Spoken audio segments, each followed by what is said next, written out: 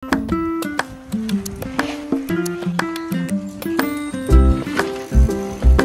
चाहिँ हामी जान लागेको नगरकोट साइकलमा नगरकोट मार्क्स अब ठाउँ ठाउँमा ओह्रालो उकालो ओह्रालो उकालो ल ल ल ल हामी पुग्नुपर्ने डाँडा चाहिँ त्यही हो नि त ऊ त्यो माथिको डाँडा हो अब कहिले पुग्ने हो थाहा छैन एक्सक्युज मी पसिना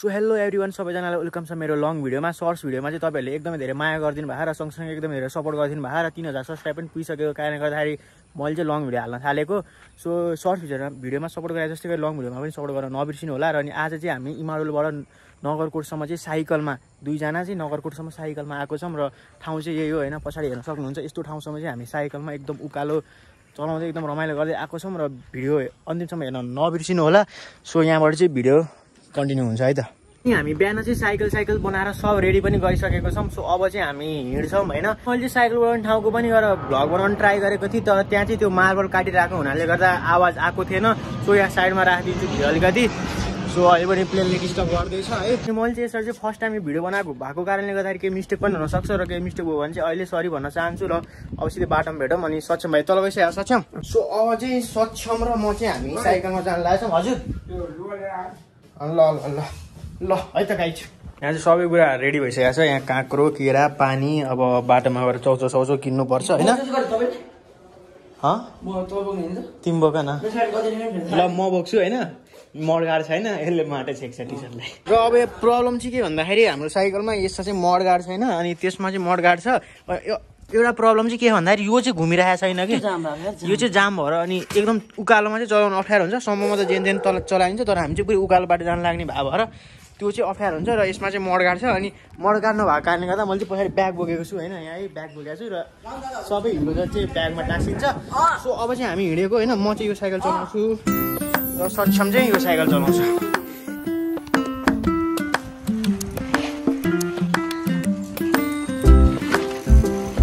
घरबाट निक्लिनु बित्तिकै हाम्रो चाहिँ पोपट भइसक्यो साइकलको चेनै फुस्क्यो तान्नु न एक नम्बरमा हाल्नु हो अपार घुमाउनु भयो लाएन परेन कि पऱ्यो हजुर सो हामी चाहिँ घरबाट निस्केको घाम चाहिँ यस्तो लागेको छ आज घामले चाहिँ धुवा निकाल्छ अरू त केही छैन होइन साइकल सब रेडी भइसक्यो तर घर निक्लिनु त्यही साइकल चेरै फुस्किएर हाने कस्तो पोपट भइदिएर र सक्षम चाहिँ अगाडि हिँडिरहेको छ अनि सो के कुरा भन्दाखेरि होइन एउटा कुरा चाहिँ हाम्रो प्लान चाहिँ चेन्ज भयो हामी लाउरी भन्दा जाने प्लान थियो र अहिले चाहिँ हामी जान लागेको नगरकोट साइकलमा नगरकोट जाने चाहिँ हामी पसल आइदिइसकेको छौँ होइन अनि सबै मास्क पनि लाउनु पर्छ होला यार हौ है मास्क धुलो उड्छ नि त सो गर्मी चाहिँ हुन्छ अब गर्मी भयो भने के धुलो हुन्छ होइन धुलोबाट बस्नु लाग्यो मास्क लाउनु पर्ने हुन्छ त्यो त्यही हो अब हामी चाहिँ हिँडेको है त हिँडौँ है त अब त्यो हिलो बाटो ल्याए पछाडि मडगाड छैन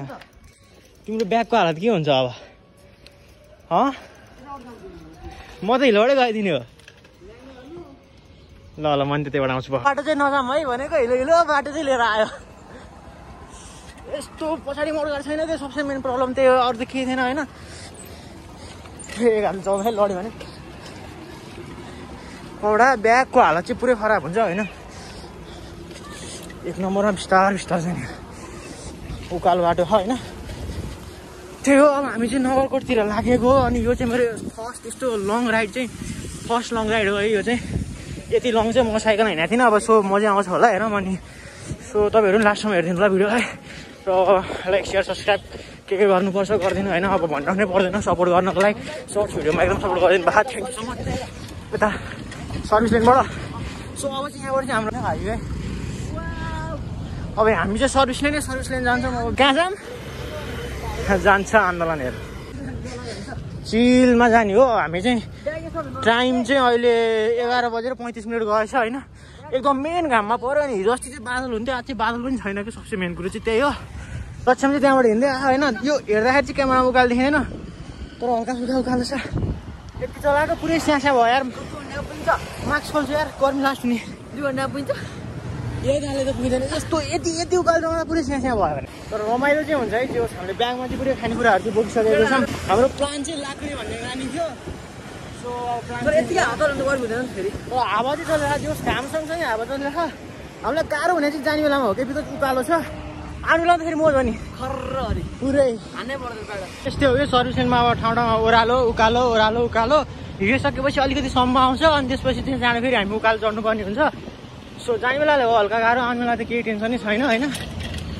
एन्ड एक हातले साइकल चलाइरहेको छु अनि हल्का यो ह्यान्डल तल भएको अलिकति निहुरिनु पर्छ अनि त्यो भएको कारणले अलिकति धेरै चलाउँदा ढाड दुख्न सक्छ। हामी चाहिँ रेस्ट गर्दै गर्दै हिँड्छौँ है।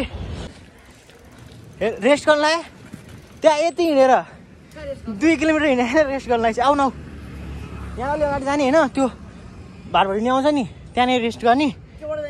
कहाँबाट जाने ल जाँदा गए पनि अलिक अगाडि रेस्ट गरौँ कि यार 2 किलोमिटर हिँडेर रेस्ट गर्छ बाटै छैन त्यहाँ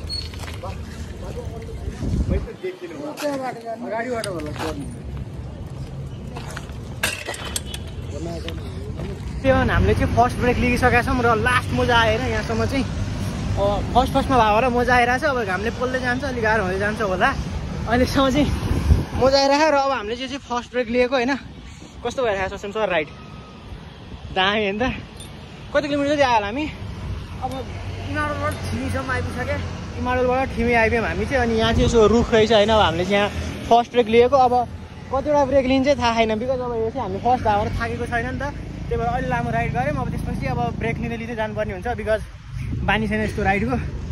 सो पानीमा रेस्ट यो पानी सिधै हुन्छ किन्ने पानी छ भने किन्ने के गाडी छ ब्यागमा त खानेकुराहरू ल्याएको हामीले अन्य काँक्रो छ केरा छ।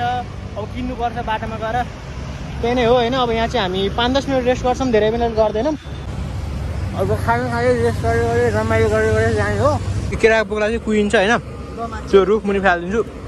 सो यो चाहिँ हाम्रो फर्स्ट ब्रेक हो र फर्स्ट ब्रेकमै पानीको हालत चाहिँ हेर्न सक्नुहुन्छ। पानी चाहिँ अलमोस्ट सकिसक्यो र हामीले चाहिँ यहाँ 5 मिनट जति ब्रेक लियौँ। अब चाहिँ हामी यहाँबाट जान्छौँ राइड कन्टिन्यू गर्छौँ र 2-3 घन्टा चाहिँ लाग्छ होला हामीलाई नगरकोट पुग्न होइन। हामीले चाहिँ रेस्ट नगरे भए हामीलाई त्यस्तो लाग्दैन थियो होला। हामीले एकछिन रेस्ट गऱ्यौँ होइन। अनि रेस्ट शीतलबाट घाममा छिरेको यस्तो गर्मी लाग्यो भने अब बिस्तारै बिस्तारै अफरोड अनरोड उकालो ओह्रालो गर्दै हामी चाहिँ पुग्छौँ। ल ल ल ल ल ए लोडाइदिनु भयो ठुलो कहाँ पुग्यो है सक्षम। अब यहाँबाट फेरि हल्का हल्का ओह्रालो छ एकदम। हामी चाहिँ बिस्तारै होइन बिस्तारै आनन्दले हिँडिरहेको छौँ। किन हातेर हिँड्नु त झन् गाह्रो हुन्छ। हामी पुग्नुपर्ने डाँडा चाहिँ त्यही हो नि त। ऊ त्यो माथिको डाँडा हो। अब कहिले पुग्ने हो थाहा छैन। डाँडा चाहिँ त्यही हो नि त। यताले 2 घन्टामा पुग्दैन। हामी चाहिँ एकदम आनन्दले हिँडिरहेको छौँ कि अब रेस्टै गरे होइन। त्यो एउटा रेस्ट लिया हो। कहाँ आइपुग्यो के अरे राधे आइपुग्यो होइन। तर राधे गाइस हामी चाहिँ राधेबाट हिँड्यौँ होइन। अब वहाँ पुग्ने हो कतिखेर पुगिन्छ अलिकति मौसमले साथ पनि देखायो साथ चाहिँ कसरी देखायो भन्दाखेरि घाम चाहिँ लगाइरहेको तर हावा चाहिँ चलिरहेको छ। अब साथ कसरी देखाएन भनेर भन्नुपर्दाखेरि कि बादल छैन घामै घाम ल ए जान्छ ओ गाइस। अब हामीले चाहिँ यो अरण्यको हाइवे छोडेर यतापट्टिको लोकल ट्र्याकभित्र अब के भन्छ यो रोडको नाम थाहा भएन।